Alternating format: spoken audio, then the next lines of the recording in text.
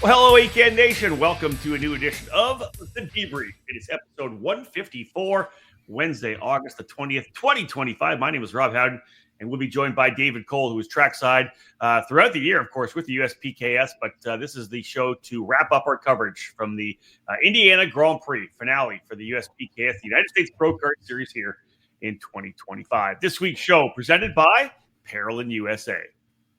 Parolin USA is North America's source for Parolin products. The brand is rich in history and success, dating back to the early 1990s throughout Europe. Today, Parolin is among the winningest brands in the USA and around the world. Carters can head to the ParolinUSA.com website, where the entire chassis line and parts are available to you, with shipping available all across North America within 48 hours. Get on the chassis that's winning. Drive a Parolin. Well, David, it's been a while. I've talked to you a bit. I was out at Portland for the IndyCar race and the USF Pro Championship finale. Then I took a week off at Cannon Beach, so I had a chance to kind of press the reset button and decompress a little bit. But time to get back at it. You were busy while I was away. Let's discuss the Indiana Grand Prix. Yeah, the final round for this year's USPKS program, fourth round of four. Got to get to Newcastle Motorsports Park. We're just there for the Superkarts USA finale.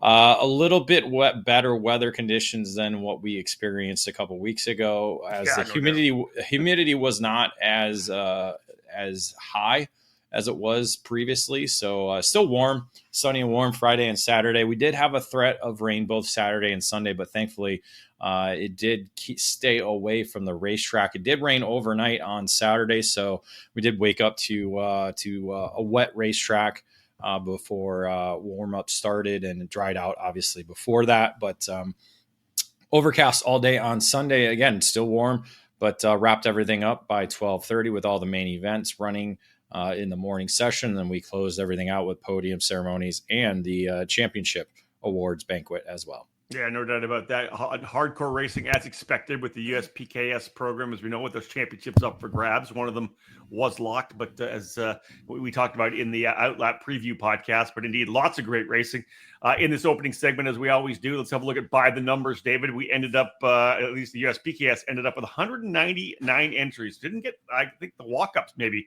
you and I expected when we talked about it in the Outlet.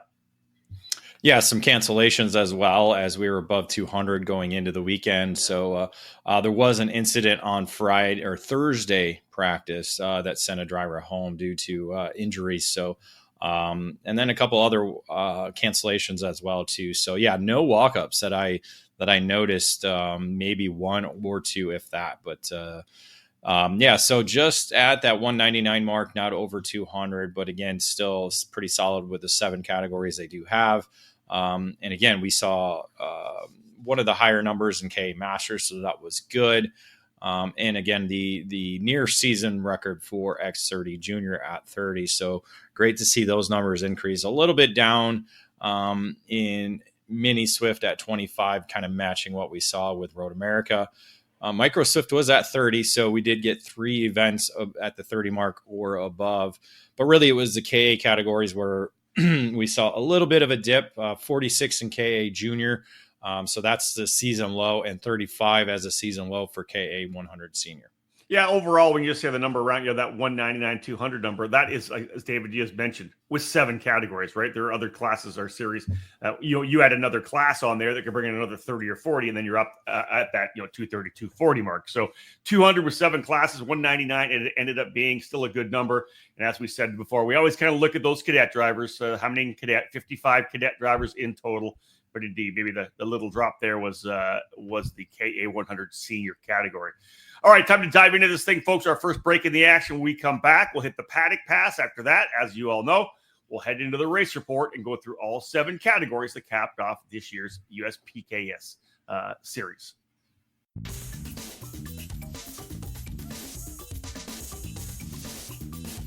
Is IndyCar your dream? If it is, for 2024 and beyond, the path from karting to IndyCar has gotten even clearer.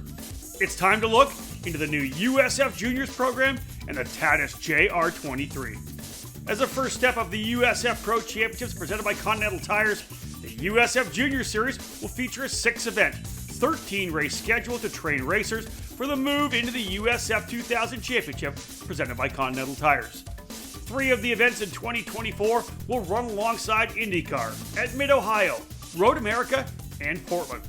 The champion will win a scholarship worth over $263,000, and there's a total prize fund that will exceed $330,000. The series utilizes the state-of-the-art Tatis JR23 race car, which is a development version of the USF 22 used in USF 2000. It's the ideal entry point for career-minded karters moving into the car racing ladder. Safety is always front and center in the minds of the series promoters, and the new USF Juniors car also features the Halo, and races are supported by members of the AMR IndyCar safety team. If IndyCar is your goal, USF Juniors is the starting line. For more information, visit www.usfjuniors.com and follow USF Juniors on social media.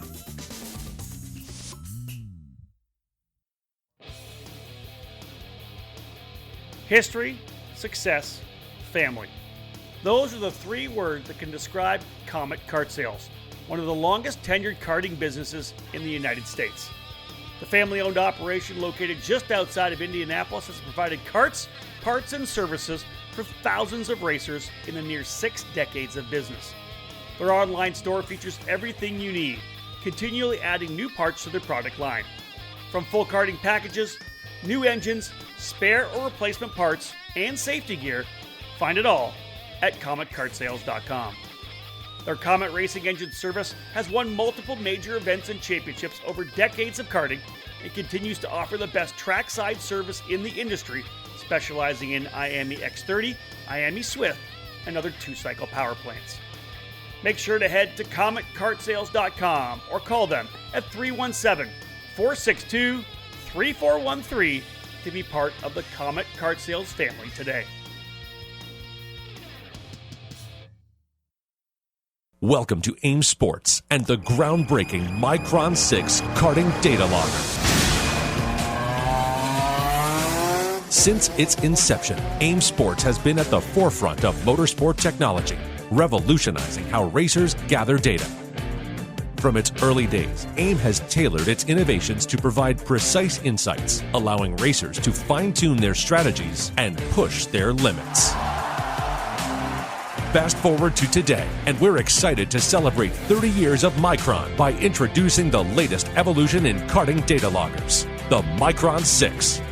Designed with cutting-edge features, including 25Hz GPS with mil-spec precision, a 6-axis inertial platform, shift lights and alarms, temperature inputs, and a host of wired and wireless expansions.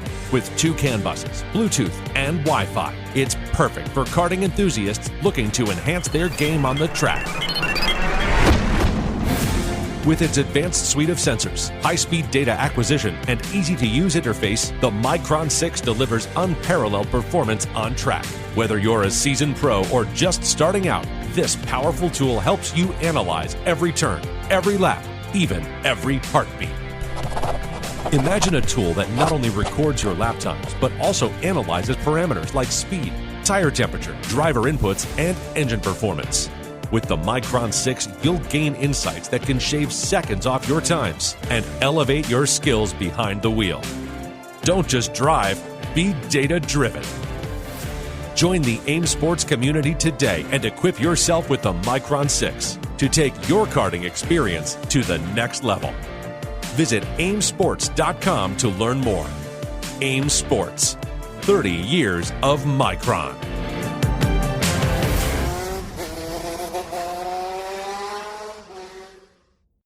Welcome back to the EKN Debrief. My name is Rob Howden, alongside David Cole as he takes us through the Race Report podcast of this past weekend's event at the Newcastle Motorsports Park, the finale of the United States Pro Kart Series for 2025. Time to jump into the Paddock Pass, which is presented today by Kart CRG USA. CRG is one of the most iconic brands in karting, and we're primed and ready with new material and a never-ending focus on winning. Kart CRG USA is the North American distributor for all CRG products. Based out of Houston, Texas, Kart CRG USA supports dealers across the continent, reaching every corner of North America. Check out the CRG KT5 for tag and shifter racing, the Black Mirror for cadet competition, and the FS4 for Briggs. Longtime CRG drivers will be happy to know that the CRG Road Rebel, the standard in quality and performance, is still available. For more information on the CRG product line, head to kartcrgusa.com. And to inquire about a North American dealer near you, please email us at info@kartcrgusa.com. All right, David, rolling in here. We talked about the Paddock Pass. You dropped the Paddock Insider where you landed at Newcastle Motorsports Park. First and foremost, you were obviously getting into the weekend championship finale. You were kind of laying out all the scenarios in terms of who could win, what it would take for drivers to win a championship. Yeah, there wasn't much news in the paddock, so we didn't have much of a Paddock Insider to kind of go off. So I just started talking with some of the championship contenders and getting kind of their thoughts and looking at the scenarios that were happening going into the weekend. So obviously once heat racing and qualifying took place, there was a lot of things that did change. But we just kind of mapped out the scenario for all the championship leaders going into it and their kind of their mindset going into the action Friday afternoon. So not very much news going on in the paddock. Interesting, right? Mid-season, sometimes you'll get some silly seasons and drivers jumping over different teams, that kind of thing. We didn't really see a lot of that. Obviously, we covered a bunch of it heading into between the couple of races, but you're right, not a lot of new stuff happening, at least right now. Maybe a little calm before the storm as we get ready to head into the final couple of months of the 2025 season. One thing still, David, that's on the mind of a lot of people, I talked to a lot of guys out at Portland about it as well, was the MG Tires 200, the endurance race at Newcastle Motorsports Park, $25,000 to win. That event just around the corner. Yeah, that's coming up 45 days yesterday, and MG Tires 200 will be here. So talking with Mark Dismore Sr. and Mike Adams, they're getting ready for the event.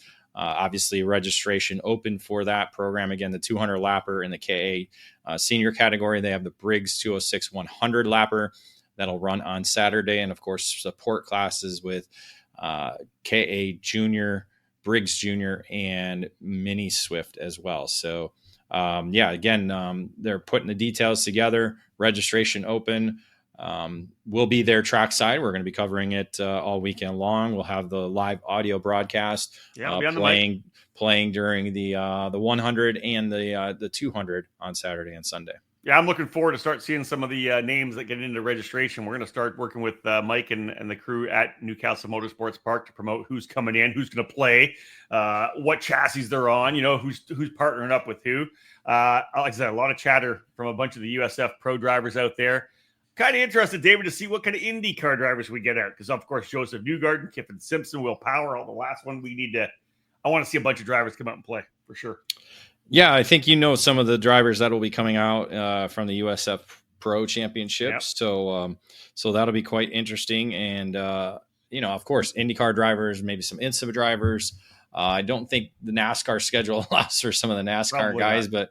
But you never know. Maybe you can get some Xfinity or ARCA drivers that could maybe want to take part in it that don't like to jump back into the Kart every once in a while. So that could be it as well. Again, it's kind of, Mark Dismore really wants to bring it back to what it used to be with the old RoboPong 200 that we used to have. Yeah.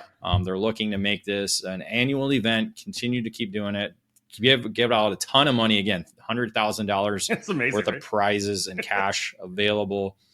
Just a unique one-off event that, again, at the beginning of October. So it gives a lot of teams and competitors the opportunity to put in another race in their schedule where it kind of fits in.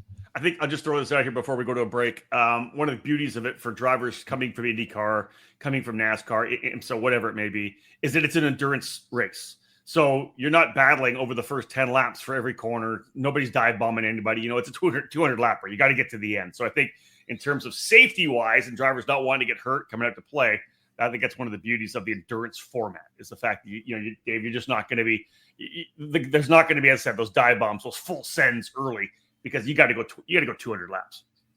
Yeah, that's the always the issues at say an event like the Super Nationals where you're going on a temporary circuit. Here it's Newcastle Motorsports Park, plenty of runoff room in the around the circuit, so that's good. And again, you do have a couple of brain fades every once in a while where drivers get a little more aggressive than they should. Again, that's kind of the difference is getting that mindset from your typical say 18 lap main event to a 200 lap race where you got to make 3 pit stops and be worried about the kart lasting and the engine lasting, fuel safe, and the driver lasting. Again, it's making the 50 laps in a row is basically 2.5 finals for a lot of drivers. Exactly.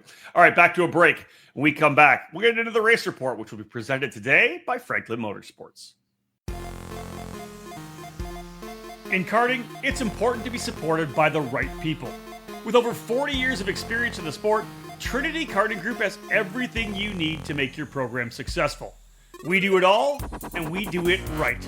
We offer trackside support and arrive and drive programs at many of karting's biggest East Coast events, full product sales and service, and professional coaching from our experienced staff.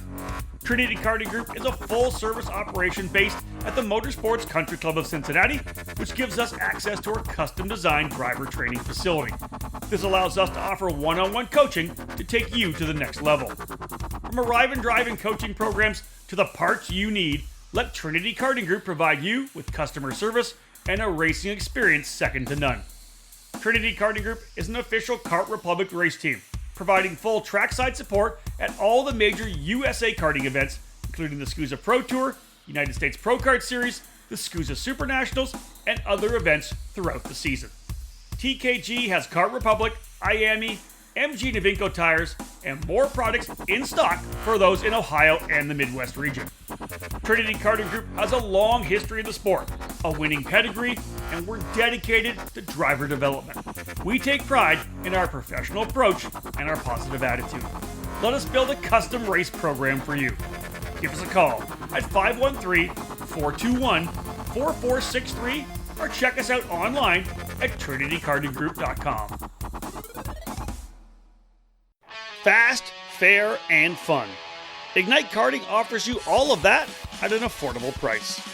Ignite Karting utilizes the spec Margay Ignite K3 chassis with a Briggs & Stratton 206 engine and the Hoosier R80 tire. Everyone in the rookie, junior, senior, heavy, and masters classes compete on the same Ignite K3 chassis, which puts all the emphasis squarely on driver development. Additionally, Ignite Karting is accessible at the local, regional, and national level. Special events for the season include the Ignite Majors that begin with the annual trip to the Daytona International Speedway as part of the WKA Daytona Kart Week, running in both the sprint and road racing events. Those in the Midwest can enjoy the regionally based Ignite Challenge, featuring 5 iconic facilities. Local club programs have also been established in states all across the country, Idaho to Texas, Nebraska to New York, with more tracks and clubs joining the Ignite Karting program. Be part of fast, fun, and great memories with Margay Racing at an Ignite track near you. All information on Ignite events and Ignite Kart packages, including dealers in your area, are available at ignitekarting.com. Get off the couch and onto the track this year. Ignite Karting. Fuel your passion. For over 90 years, DID has been the leading manufacturer for high-quality on- and off-road chain use. DID has been chosen by the top powersport athletes from all over the world and is continuing to grow every day. From the karting track or your off-road adventures to your long street bike trips, DID has a chain to fit your needs. Their kart chain lineup offers variations of chains from high-performance sealed chains to the industry-leading non-sealed 219 HTZ chain. The DID SDH pin treatment is the unique design that allows for a lighter chain for less rotational mass, while still keeping a high tensile strength for peak performance. If you're in the need for a high-quality chain, DID has a chain for all makes and models. With our cutting-edge chain lineup, take your ride to the next level with DID. Visit DIDchain.com to find a dealer near you. Welcome back to the EKN Debrief, episode number 154. It is August the 20th, 2025. My name is Rob Howden, joined by David Cole. We're diving into our Debrief podcast brought to you by Parolin USA. Time to go race report. And of course, the race report today, as I said before, is presented by Franklin Motorsports. Franklin Motorsports is a leader in the karting industry with over 50 years of combined karting experience, and they can provide you with everything you need to go racing. With a large online product selection, select track support events, and a wide variety of shop services, Franklin Motorsports is your complete karting source. They specialize in IAME engines, Tillett seats, and of course their championship-winning Merlin chassis. They've been supplying racers with start-to-finish support at race events for years, from providing a helping hand on a weekday test outing or at a club event to full arrive and drive packages at the highest level of karting competition. For all things karting, visit FranklinKart.com. All right, David, time for you to do the heavy lifting. You were trackside all weekend long at Newcastle. We'll dive into X30 Pro presented by Orolison Performance Group. And as always, I'll roll out the headline and you can fill in all the information that happened trackside. Here's the headline, folks, for X30 Pro. Turney claims first since 2023. Yes, Joe Turney came across from across the Atlantic to return back to the United States Pro Kart Series after Racing Road America coming up just short at that event there. Set the things off in qualifying a 103.430, a very fast lap on the national track layout to earn the top qualifying honor. But it was Alessandro Di Tullio, the driver who is focused on the USF Pro Championships in 2025, returning back to a kart for the first time. I should say a competitive event in karting since November of 2024, as he's done a lot of driver coaching and during the season as well. He had the pace though in the heat races. He ended up winning the first two heat races over Turney, with Frankie Mossman finishing in third in both of those races. But in the third heat, however, Turney made a slight error in the I-70 corner. Di Tullio didn't correct enough and actually drove over the front end of Joe Turney. That obviously slowed Turney's pace down significantly at that point, but he actually turned fast lap of the race in heat number 3. But it was actually Frankie Mossman who ran away with the race win after that contact, ahead of Gus Lawrence, another British driver making his return back to the USPKS, and Di Tullio ended up finishing in third after that contact with Turney, which again, just a racing incident. It was strange to see it happen. Turney made a mistake. Di Tullio didn't even think about making the move and went through his normal line and just drove over Turney, who was bogged down by the slight error in I-70. So. Yeah, no doubt about that. So interesting that I actually talked to Di Tullio and Mossman. We were at the banquet, the USF Pro Championship season end banquet, and we were talking about the fact that there was 4 drivers that were racing there in Portland that were heading straight to Newcastle: Di Tullio, Mossman, Caleb Gaffera, and Sebastian Garzone. So good to see them come out on top and do well. But of course, Dave, that's just early in the weekend. Di Tullio did lead the heat race points. Mossman was second. Turney, Garrison, and Lawrence were your top 5 after the heat races. But of course, as we know, the single main event makes things super exciting with USPKS. Yeah, Mossman starting on the outside of the front row, got shuffled back, including a little bit of contact with Paulie Massimino through scoreboard in the opening corner. Again, Mossman just not giving up the position, went off track and fell all the way back to at least 10th after the opening lap. So up front, it was a good little battle. Di Tullio, Turney, Lawrence, and Massimino all took turns at the lead.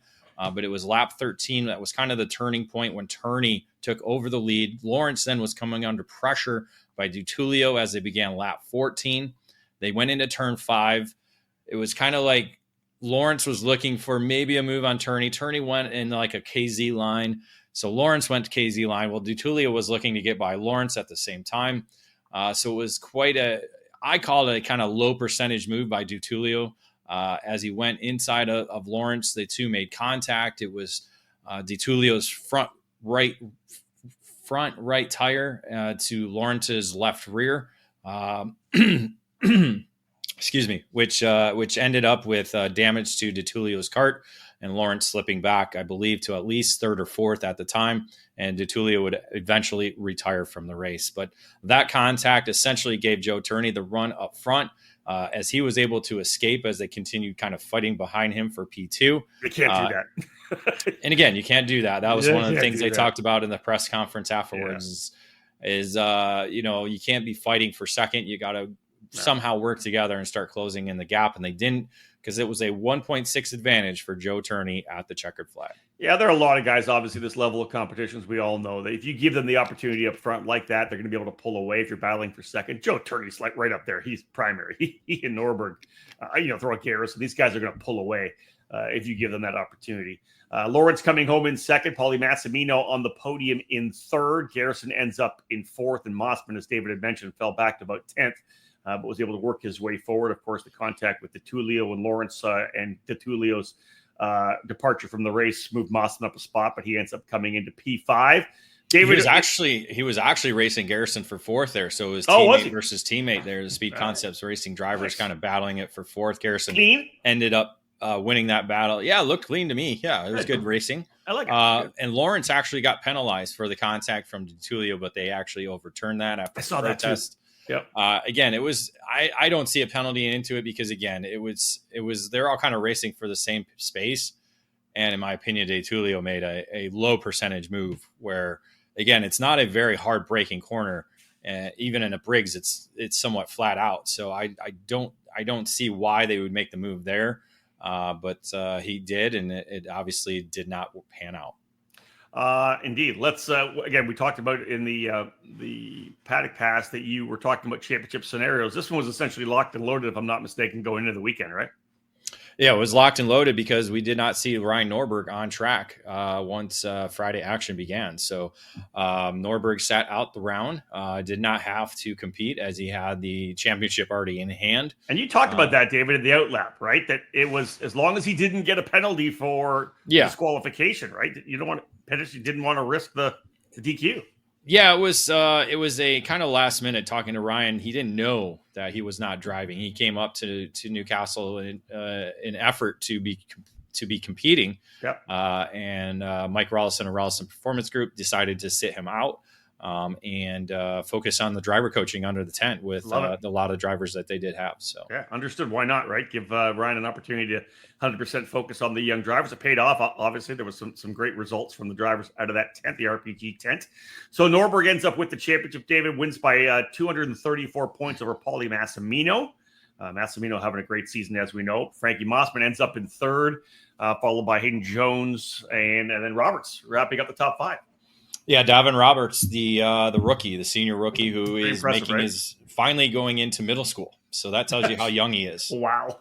Yeah. Again, but he looks like he's 15. So that's kind of the positive. A very tall driver, so probably taller than Joe Turney even. So okay.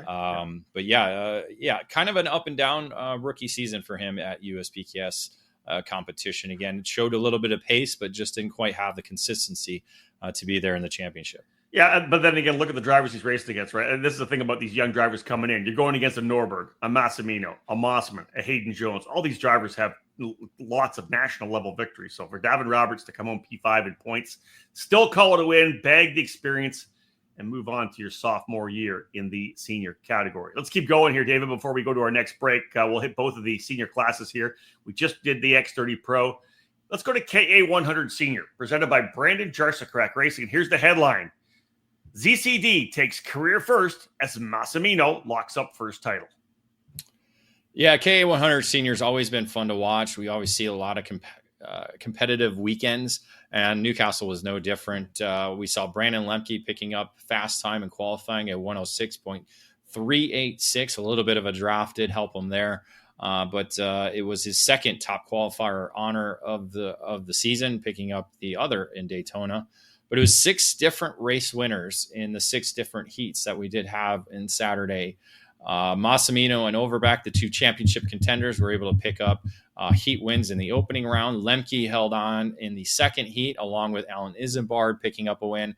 And then Mick Gabriel and Blake Nash put their names in the hat on the weekend to cap off round 3 of the heat races. So combined all the points, you had Blake Nash and Brandon Lemke earning the best amount of points over the 3 rounds, with Paulie Massimino and Zachary Clayman DeMello 3rd and 4th, and then James Overbeck earned the 5th starting position for the main event.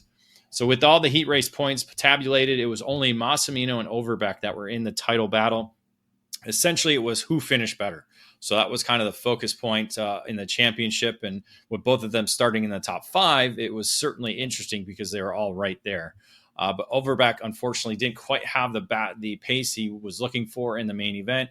And Massimino pretty much had everything in hand with Overbeck slipping out of the lead group throughout the race. Up front, it was Blake Nash, Zachary Clayman DeMello, and Paulie Massimino, who were the different leaders in the race. Massimino actually led at the white flag, but a move by Zachary Clayman DeMello at the cell tower corner put him in the lead, and Alan Isambard came up through and was able to grab second from Paulie Massimino. So again, Rob, the finish line was on the Long Pond Straight. So what you got to imagine, I think we had nearly all our heat races decided by less than a 10th in all the categories. So everything was a drag race to the line.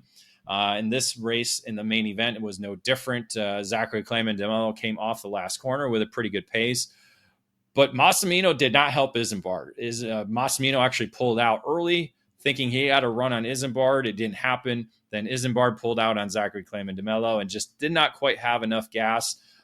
Actually drove off the racetrack trying to get to the checkered flag first, but came up 20 thousandths short as Zachary Clayman DeMello picked up his first victory at USPKS competition in his only second month with Velocity Racing and Sodi Kart. Yeah, big win for him for sure. 200th of a second, as David said, 20 thousandths of a second. Isambard and Massimino, of course, as we're talking about, essentially spanning 3 wide across the line. Brandon Lemke came home in the 4th spot. Colin Lloyd up into 5th.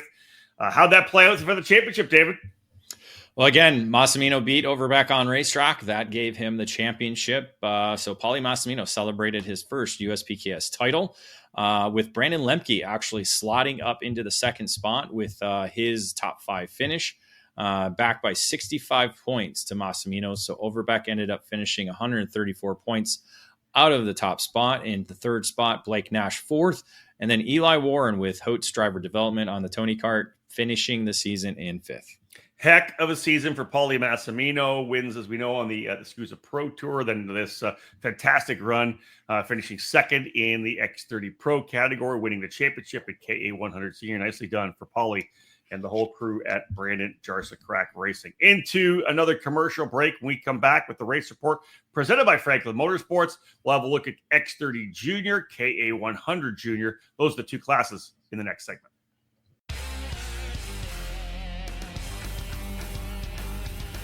A new era is here for TB Kart USA. The face of TB Kart USA has changed heading into 2025, with the ownership group behind the Amarillo Kart Circuit becoming the new U.S. importer and distributor of the TB Kart brand. Located at the Amarillo Kart Complex in Panhandle, Texas, owner Kyle Yachinsky is motivated to expand the TB Kart brand from coast to coast.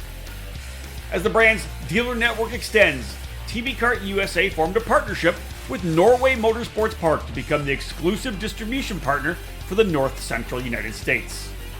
TB Kart USA is working with current dealers around the U.S., striving to add more dealers and partners to help support TB Kart drivers at the local and regional programs. TB Kart is among the more innovative chassis manufacturers, growing into one of the leading brands in the world over the last decade. The history of the parent company for TB Kart dates back over a century in Urba, Italy, with the Brenna family. Their passion for manufacturing and racing led to the development of their first karts in the mid-1980s. TB Kart USA will continue to work directly with the TB Kart factory on development of each chassis model, ranging from kid kart to shifter kart.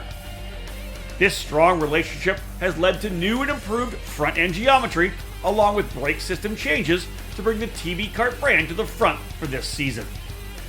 The globally recognized TB Kart rental kart product line, featuring 5 different models, is also available through TB Kart USA for tracks to utilize here in the US. To learn more about joining the TB Kart USA distribution network or to find a dealer near you, contact them via email at amarillokartcomplex@gmail.com or call 210-787-0589.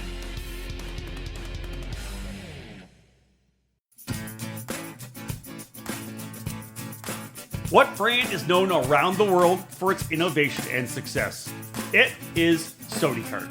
The Sodi brand returned in full force during the 2023 season thanks to a new exclusive importer, the karting distribution led by industry veteran Terry Germanovich. The French manufacturer Kart is a leader within the karting industry, offering a wide range of products and services. The Sodi Racing chassis line offers products in classes from mini karts to KZ, all based on years of development and championship seasons around the world. Sodi Racing USA has expanded its dealer network over the last year, bringing the Sodi brand to several local clubs and regional programs. Sodi USA by Velocity Racing is the official race team in the United States for the brand, hitting all the major events and series throughout the season. Visit Sodi-Racing-USA.com to learn more about the Sodi Kart chassis or call 954-634-5111 to become part of the Sodi Racing USA network today. Sodi Kart, the world leader in the karting industry.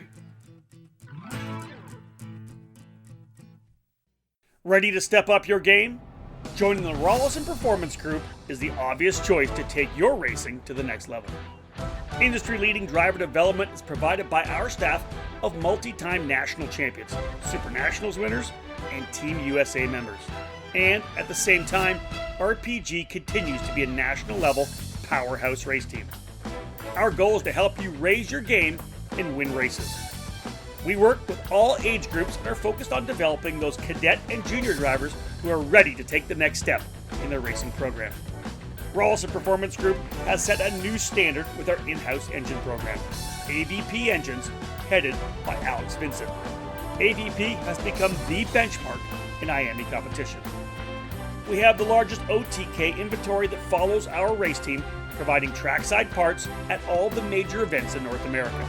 RPG also offers multilingual support with French, Spanish, and Portuguese-speaking staff. If you want to fight for championships or want to improve your skills and your chances to win, the answer is to call RPG at 503-260-4514. The Rawlison Performance Group. We race to win. Welcome back to the EKN Debrief for the final round of this year's United States Pro Kart Series, the event wrapping up the series at Newcastle Motorsports Park this last weekend. Let's dive into the race report again, brought to you by Franklin Motorsports, X30 Junior, the category on the series presented by Speed Concepts Racing. Here's the headline: Vanchev named winner after penalties to celebrate championship. Lots to unpack there.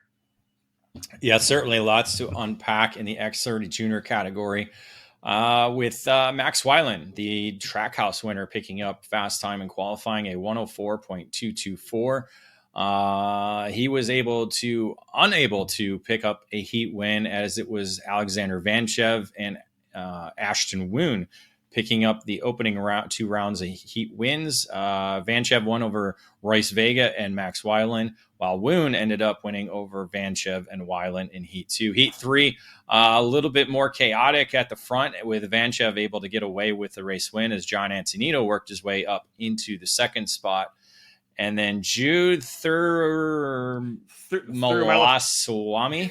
Thuramalaswamy. I think so. It sounds right.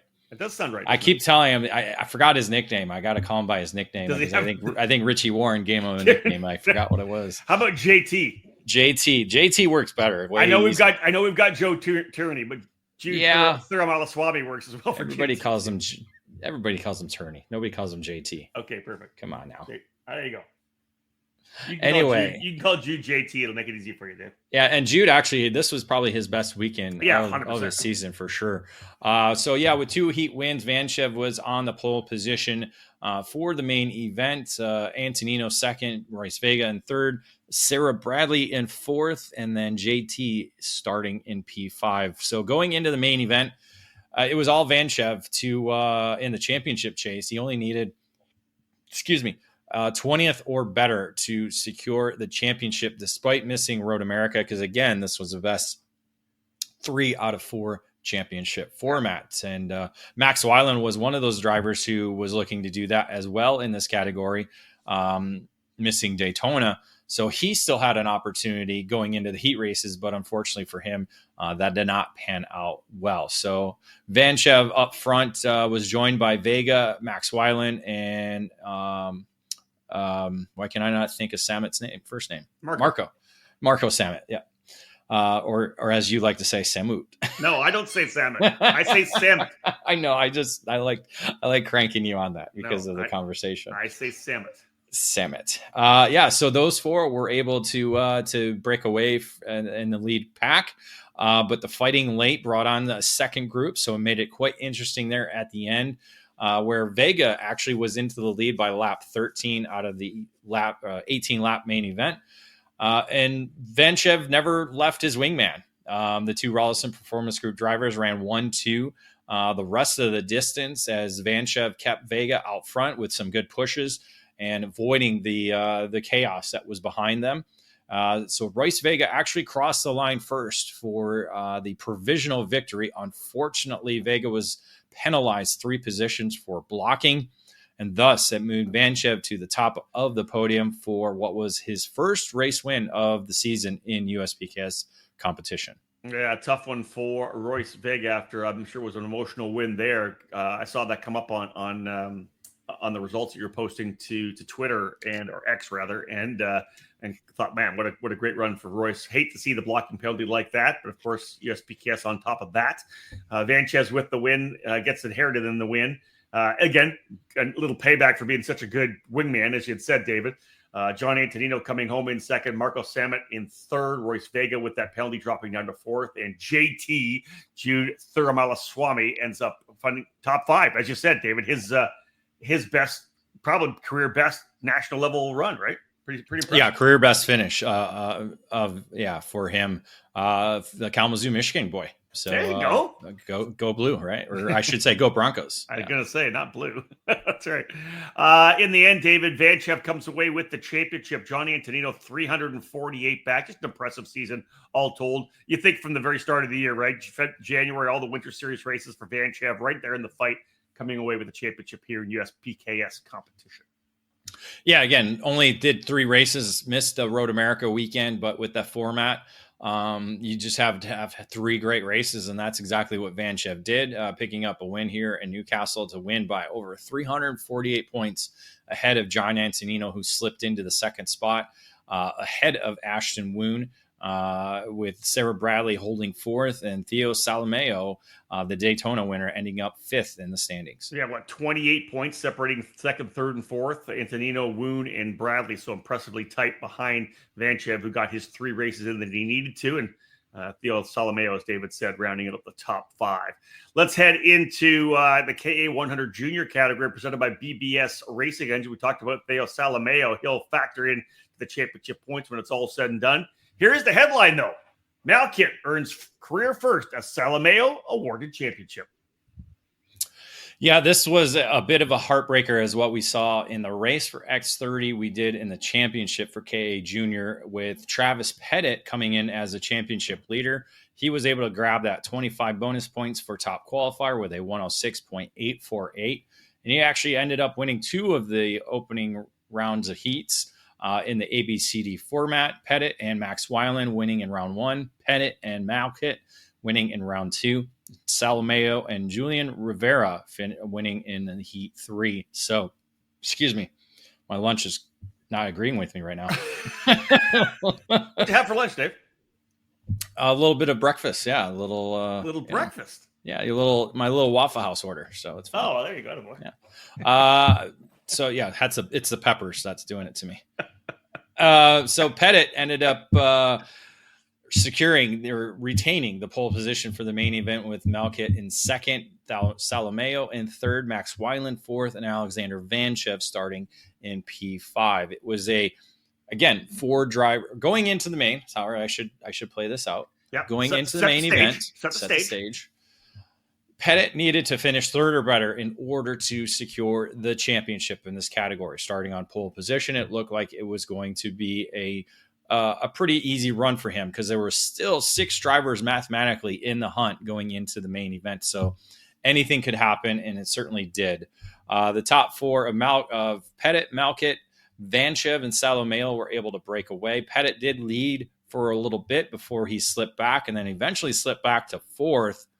And by that time, officials saw the rear bumper on Pettit coming off the kart. Lap 13 received the meatball flag, so came up 5 laps short of finishing where he needed to. So pulled off the racetrack, losing the championship because of the lost bumper. So up front, Malkit took advantage of that, was able to lead the rest of the way as they battled behind him for second. And Malkit securing his first USPKS victory in the category, winning by 1.6 seconds. Yeah, a little breakout one for Malkit, right? Needed that big victory. Finally gets the one in USPKS competition. Solid run for him. 1.684, the exact time across the line in front of Vanchev in second, Salomeo in third, Nathan Dupuis fourth, and Rivera now up into the top 5 there as well. David, let's have a look at the championship though. When it comes down to it, 128 points separated first and second. The issue with Pettit, that meatball for the rear bumper drops him down to third, but Theo Salomeo coming away with the championship.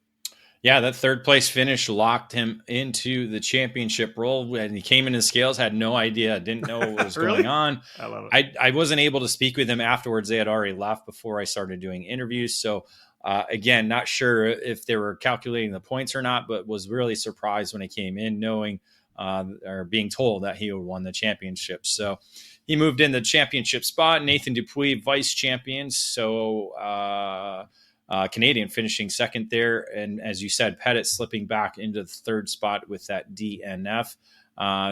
Julian Rivera finishing in fourth spot. And then Malkit up to 5th with the win at Newcastle. Yeah, big win, packing up the points. Malkit goes up into the top 5, but congratulations to the 2 drivers we talked about here in this segment.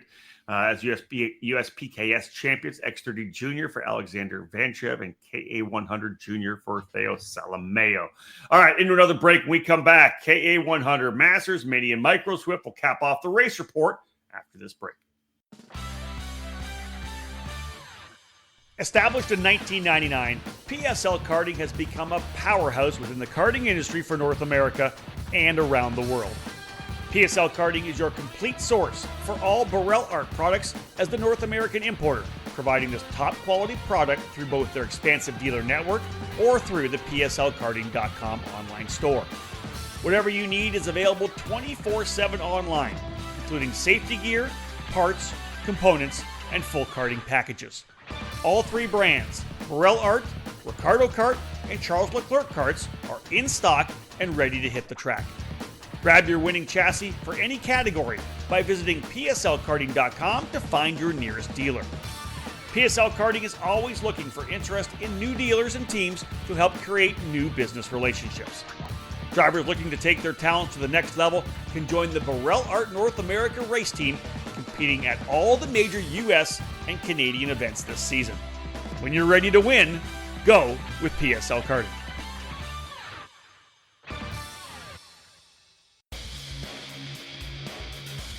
Made in the USA. It's not just a statement, it's the mission at Factory Karts of America.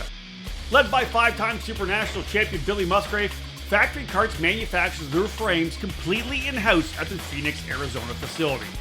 Built and designed from the ground up specifically for the American karting market, Factory Karts brings new innovations and solutions that are long overdue. Factory Karts bring together the highest quality materials to produce high-performance, long-lasting karts that have been designed and perfected from years of development. No other karting manufacturer stands behind its product as Factory Karts does, providing a 2-year warranty on all their frames. Join the Factory Karts official race team this season, hitting the SuperKarts USA Pro Tour and Pro Kart Challenge, along with the new Southwest Super Series program. Full trackside support for Factory Kart competitors is available, along with Arrive and Drive programs and tent space housed under our new race team hauler that debuted at Super National 27.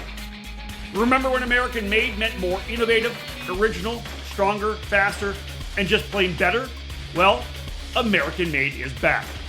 Contact Factory Karts today to join the American Made movement. Learn more by visiting factorycarts.com or email info@factorycarts.com. I'm Ken Unger, president of Charge and a sponsorship strategist who's helped drivers and teams unlock sponsorship success for over 2 decades, from IndyCar and NASCAR to grassroots karting. In karting, horsepower is great, but sponsorship power, that's how you really move up the grid. Whether you're a parent fueling your driver's dreams or an 18-year-old ready to take the next step in your career, my sponsorship success method is your secret weapon. I'll show you how to build your brand, pitch like a pro, and turn maybe next year into let's sign today. Ready to land your first sponsor? Visit sponsorshipsuccessmethod.com and start your journey to sponsorship success today. That's sponsorshipsuccessmethod.com.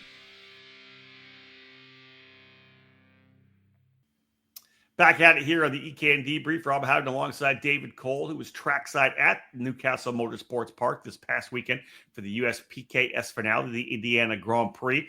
Wrapping up our race report here now, presented by Franklin Motorsports. We'll go to KA100 Masters, presented by Nash Motorsports. And here's the headline: Settles defends home turf. Yes, he did. I called it, by the way, in the outlap.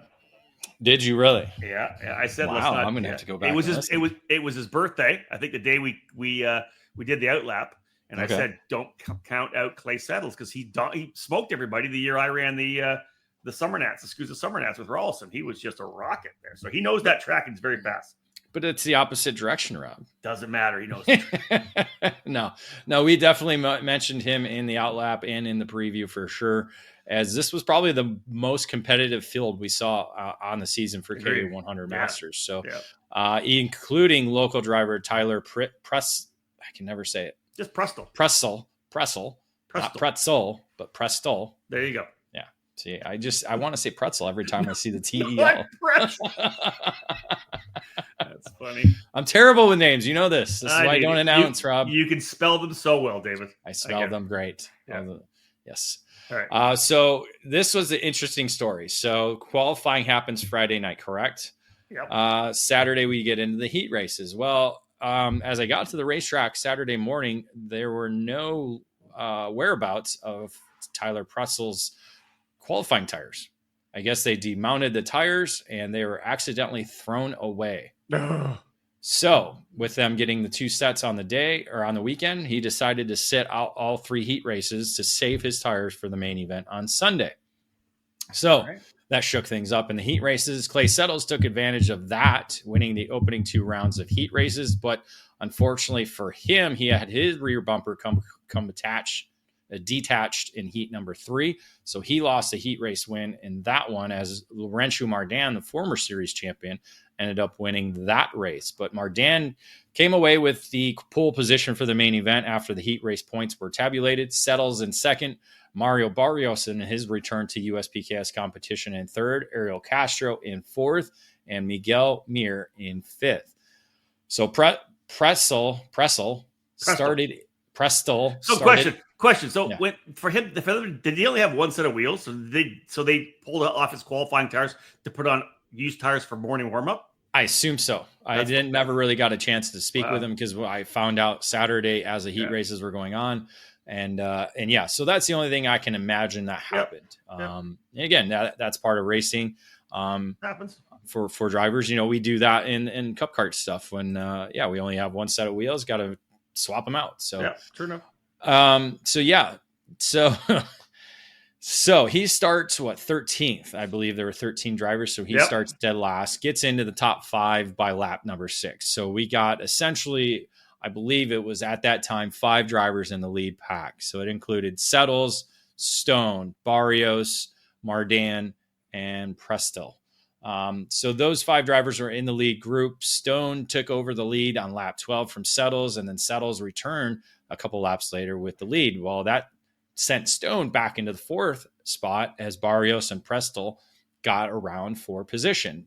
Going into lap 14, Barrios and Prestel made contact on the long pond straightaway, probably coming through that kink area, kind of jostled each other up. That continued on into turn number 2, where they made more contact. Eventually, Prestel got spun around. This sent Stone off into the barriers, ending his race.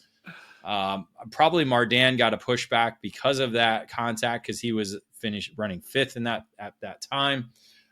So yes, lots of chaos there. That essentially gave Settles the clear go ahead, all the room in the world to drive away to the race win. So picking up his first USPKS race win at Newcastle, a winner before in Ohio. So a now multi-time winner at USPKS competition. It was Barrios that crossed the line in the second position. However, he was first penalized and then disqualified for swerving. And so he was removed from the results. Mardan actually crossed the line ahead of Adam Kreppen for what would have been third, was supposed to now be second, but Mardan had a pushback bumper penalty. So he was docked 3 seconds on his time.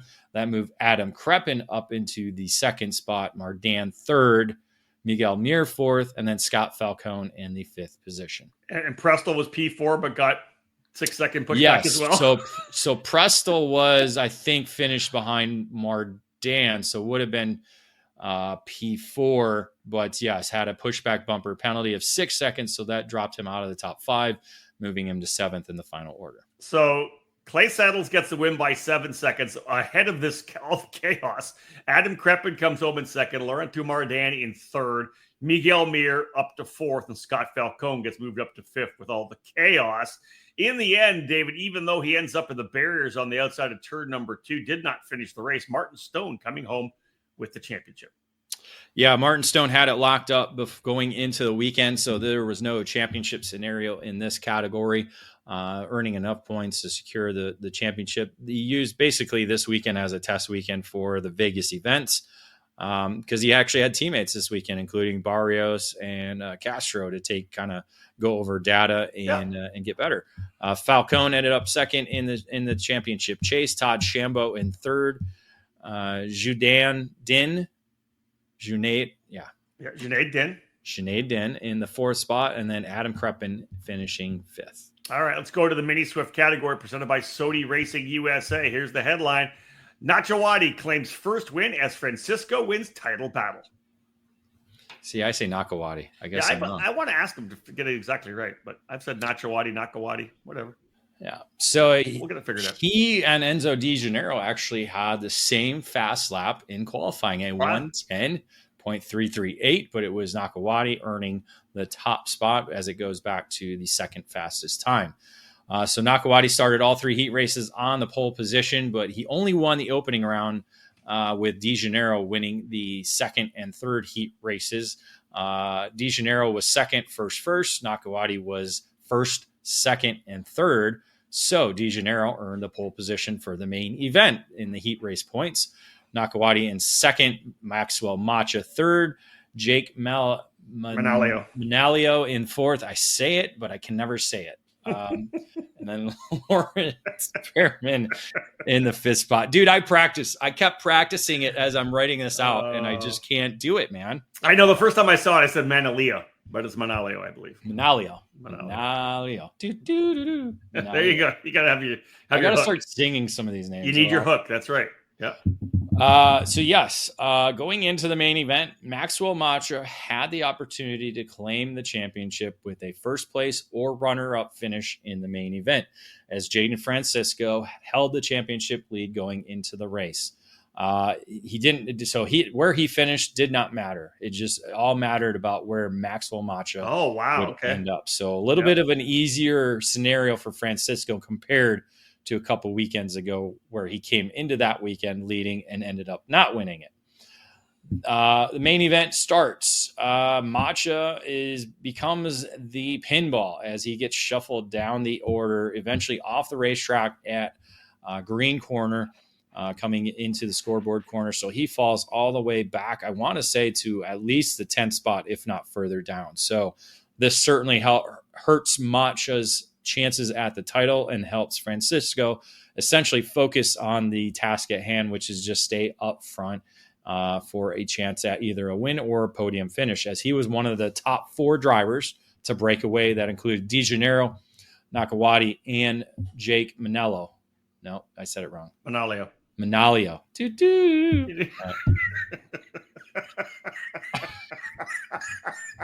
I like to make you laugh, Rob. It's fun. Oh, God, that's good stuff. Because I'm sure you're exhausted from your travels. I am tired right now. All right. So Nakawati actually moved up into the lead after De Janeiro led a majority of the way, and that was the winning move. Nakawati was able to fend off everybody the rest of the distance and crossed the line first by a mere 74 thousandths ahead of Jaden Francisco, who made a late race charge.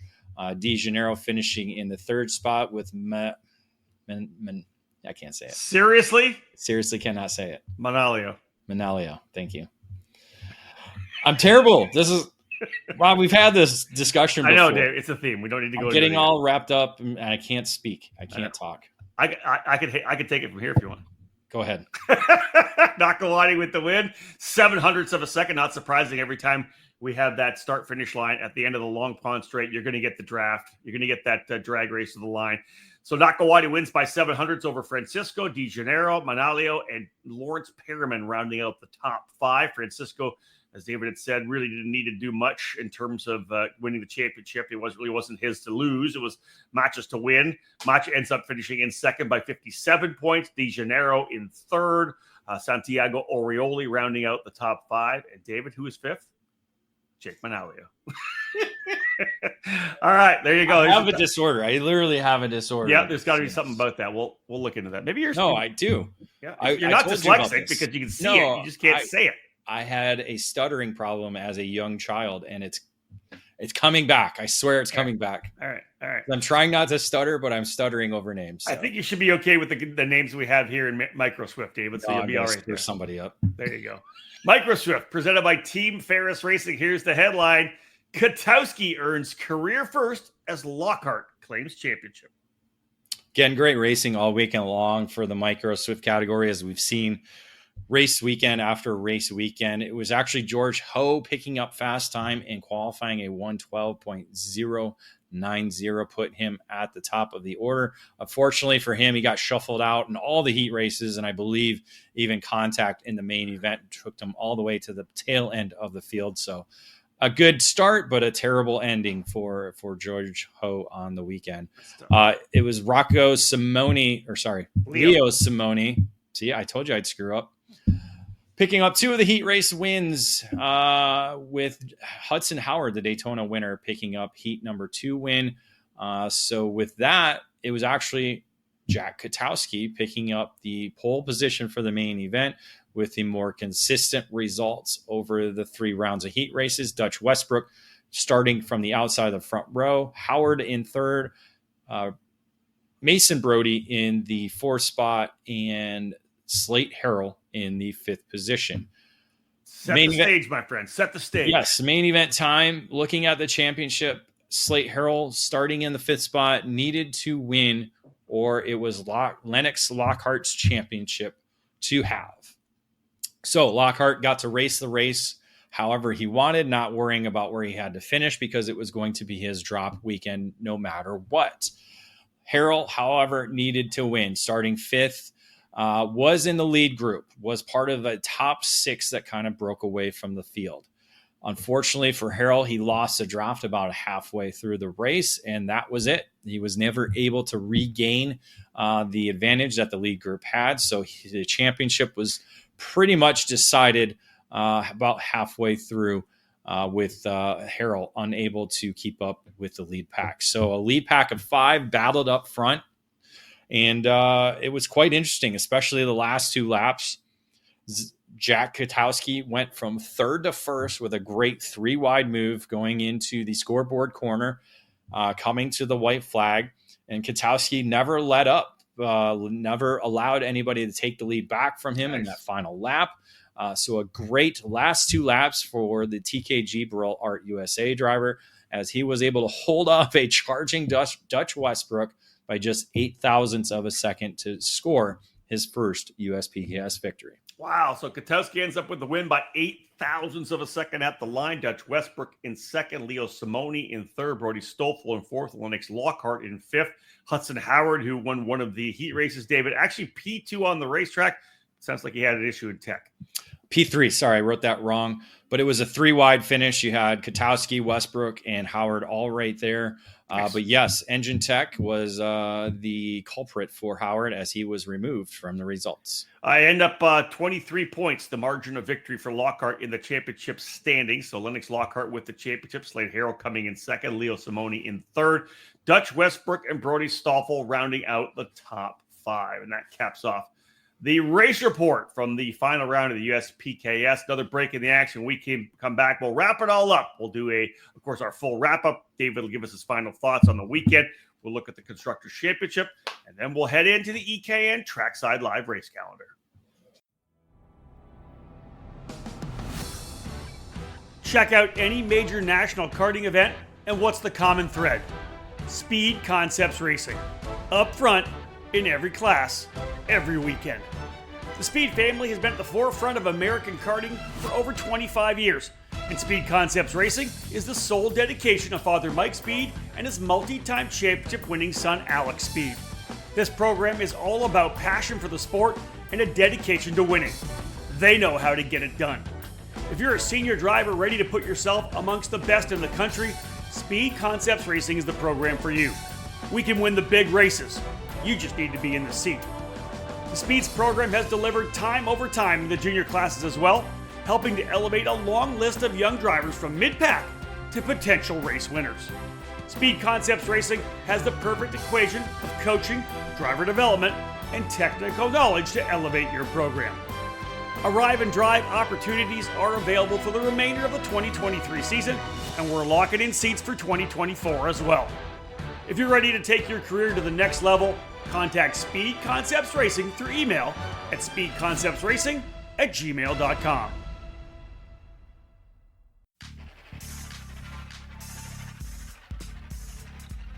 Made in the USA. That's exactly what you get from Precision Karting Technologies. Based in Detroit, Michigan, PKT brings over 35 years of manufacturing experience to the sport of karting. Their passion for the sport began focusing around the Kid Kart platform, and has expanded every year with hundreds of products designed to put you on the podium. Precision Karting Technologies is known around North America for their successful line of axles, available in all age groups. PKT manufactures a number of engine products for Comer, IAME, Rock, Rotax, and the popular Briggs & Stratton 206. A wide variety of chassis components for the many brands in the sport are available through PKT, including hubs, pedal risers, skid plates, and other hardware for your kart. Axle straightening, chassis adjustments, engine service, and specific CNC machining projects are available through their Motor City headquarters. To learn more about the many products and services available from Precision Karting Technologies, head to pktaxles.com.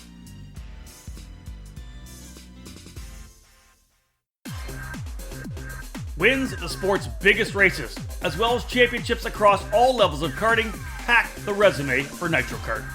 The Nitro Kart brand has made its statement as the best, fastest, and most reliable cadet chassis on the North American karting market. If you want to win in cadet, both in 2-cycle and 4-cycle competition, get a Nitro Kart and join the team. Team Nitro Kart will be at all major events, trackside with Ryan Perry Motorsport, the official race team. Owner Ryan Perry and his RPM operation carries the full selection of Nitro Kart chassis and parts, while also providing the same driver development focus as Nitro Kart owner Nick Tucker. You can also join the Team Nitro Kart race team at all major 4-cycle races this season. Led by longtime Nitro Kart tuner Cody Johnson, Team Nitro Kart will be at all the major Cup Karts North America events with arrive and drive opportunities available for all ages. Nitro Motorsports is a true karts-to-karts driver development program that is already gaining success after launching in 2022. Victories and championships in the Trans Am Series has highlighted the team's start, along with the success in the new GR Cup by Toyota. Current and former karters can take advantage of this unique ladder system with Nitro Kart and Nitro Motorsports. Visit Nitro Kart online and find them on social media. Nitro Kart, race one, or chase one. Welcome back to the final segment of this edition of the EKN Debrief, as David Cole giving us his full race report from the final round of the US PKS Series for 2025, the Indiana Grand Prix held at Newcastle Motorsports Park. Again, David, let's wrap things up. What do you want to start with in the wrap-up? No red flags aside from the unofficial one on Thursday, or the one during unofficial practice on Thursday. But no red flags during the heat race or main events or even qualifying. So good, safe weekend there. 7 new winners on the season for Newcastle Motorsports Park. So all new winners on the day. So 7 for 7 at that. 6 classes with 4 different winners on the season. Can you imagine that? That's unbelievable. When I was reading through the script here, I'm like, oh my God, that's amazing. It is. It's unheard of. I mean, something we haven't seen in USPKS history, probably some other programs as well. Norberg is the only driver to win twice on the year. So Brian Norberg winning the opening 2 rounds in X30 Pro. All the rest of the categories had 4 different winners over the course of 4 rounds. That's awesome. I think that's great. Keep going.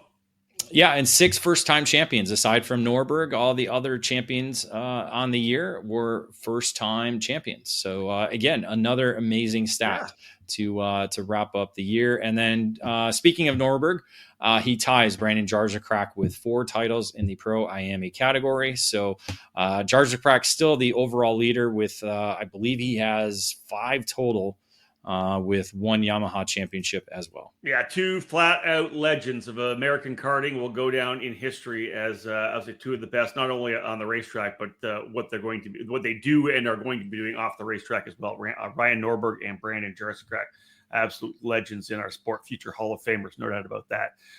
Let's have a look at the Constructors' Championship, David. You talk about the fact that we have 6 different 7 new winners on the season, 6 first-time champions, 6 of the categories with 4 different winners in the entire year, 6 brands taking the 7 wins this weekend as well. Yeah, Kart Republic, the only brand to pick up 2 wins, as they had the Pro or X30 Pro and the Mini Swift category. All the rest were won by different brands. We had Sodi Kart, Cosmic, LN Racing Kart, Top Kart, and Burrell Art picking up victories. And not only brands, but David, that's probably 5 manufacturers as well, too, is it not? 1, 2, yes, that would be 5 different manufacturers. There you go. Good stuff. All right, let's wrap things up, folks, with the EKN Trackside Live Race Calendar, brought to you today by Stilo USA. As a world leader in personal racing safety products, Simpson Performance Products is now the official North American distributor for Stilo helmets. In addition to their popular auto racing helmets, Stilo is excited to have made their move into karting. Stilo has 3 helmets designed and manufactured specifically for karting: the ST5 CMR and the ST5 KRT helmets, including the new ST5 CMR Carbon. Complete your safety gear with the Stilo Carbon Kerba rib and chest protector. For more information, check them out at stilohelmets.com or by following them on social media at Stilo USA. All right, let's have a look at the calendar here for where we're going to be. And by we, I mean you, although I'll be part of this couple of these races. David, we're only a couple of weeks away. I mean, a week and a half, to be honest. Back to the Rock Island Grand Prix. Not only are you going to be covering it, but I saw a confirmation. You're bringing the helmet to the Rock. I like to see it. Yeah, it's going back to the original layout. It's the 30th edition of the Rock Island Grand Prix. There's going to be some new pavement. So about half the racetrack will be new pavement. So why not? You know, I haven't raced since October of 2024. Almost got in the seat this weekend, just didn't have tires. So probably could have done that. Just it was a hot weekend, so I didn't have time to. What were you going to do? You going to race or are you going to? Oh, I was going to make some laps Monday morning at Newcastle. Should have did that. I should have, but I like going in fresh and ready to amp myself up in the streets of Rock Island Grand Prix. I love it. All right, so that's the August 30th, 31st weekend, folks. The Labor Day Classic, the Rock Island Grand Prix. They're doing a great job announcing a lot of the drivers that are coming into that event. We look forward to doing the preview of that next week. We'll have the Outlap preview podcast for the Rock. David kind of gave you some information there on the repave, the move back to the the existing or at least the traditional layout there. They are going to potentially make a change to turn number 5. I'm excited to see how that plays out. Looking forward to David's insight on that when he gets trackside. After that, I know I'm on a 5-week break right now. And I was thinking about a couple other races, but I need that break to kind of get myself back to where I need to be. I'm just pretty exhausted these days. But David, you're home as well, because our next race after that is Cup Karts North America, the Grand Nationals 9, Newcastle Motorsports Park. A little change in our approach this weekend, this time as well. You're not racing this year's Cup Karts North America Grand Nationals. I'm going to run just Legends. So we're going to kind of back off a little bit, but the coverage will be there as always. CKNA Grand Nats, September 25 to 28. Yeah, you'll wear the helmet, and I will be watching. Yeah. Well, I'll be providing coverage all weekend long. I'm getting down there a little bit late, so thus the reason for not racing. And so I'll focus my attention on bringing in coverage. We'll bring some unique stuff. Obviously, with Cup Karts having the day shift and night shift, it's going to be long days. Not for you because you're halving it this year. You're not. Yeah, that's it. Half miler. So,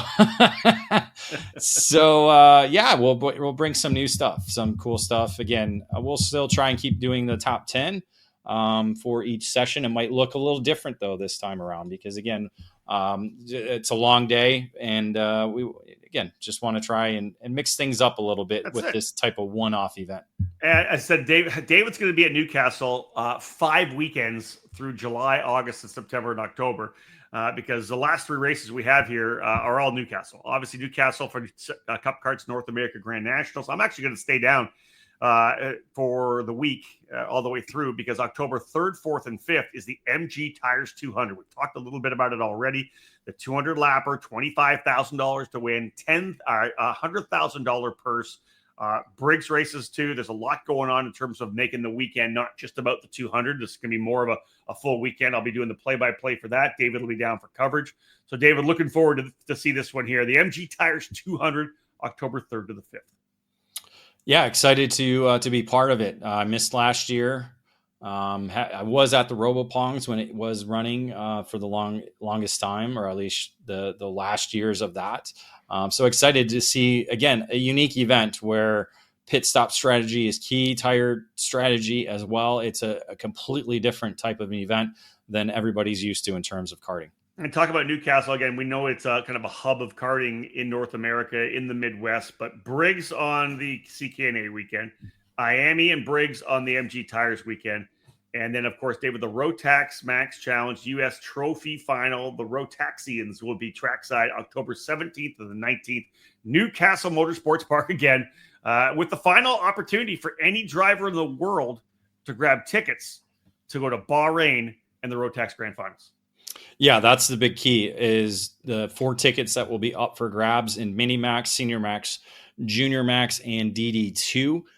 They'll also have Micro Max and Masters Max running as well, so as support classes, but no tickets in those categories. But yes, anybody in the world can come to Newcastle Motorsports Park that October 17th through the 19th weekend and try and win those final tickets to Bahrain and be part of the Olympics of karting. Again, not a lot of everybody can like to say that, but I call it the Olympics of karting, with nearly 60 nations represented at the event. Absolutely amazing event for sure. Folks, that wraps up episode 154 of the EKN Debrief. Caps off David Cole's EKN trackside coverage from the United States Pro Kart Series Indiana Grand Prix at Newcastle Motorsports Park, the season finale. Congratulations to all the champions of the USPKS this year. And again, all the drivers.